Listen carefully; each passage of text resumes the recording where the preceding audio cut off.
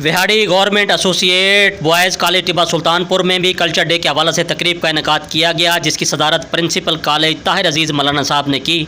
मज़ीद तफसील नुमाइंदा SCN न्यूज़ मलिक महबूब जोया की इस रिपोर्ट में।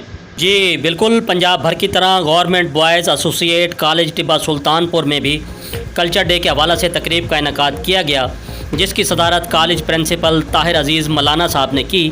तकरीब का आगाज़ तिलावत कलाम पाक और नात रसूल मक़बूल से किया गया।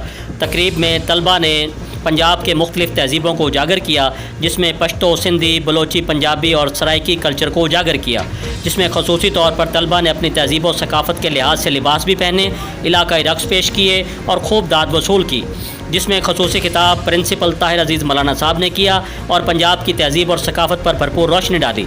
प्रोफेसर हारिस ने भी अपने खिताब में पंजाब की सकाफ़त को उजागर किया और तलबा की हौसला अफजाई की। इस मौका पर professor Haseeb, professor Suhail Waraich, professor Mohammad Yusuf, professor Asif Waraich, professor Shahzad और दीगर कॉलेज स्टाफ ने भी शिरकत की और कल्चर डे को खूब इंजॉय किया। जी मज़ीद खबरों और अपडेट से बाखबर रहने के लिए देखते रहिए SCN न्यूज़ HD।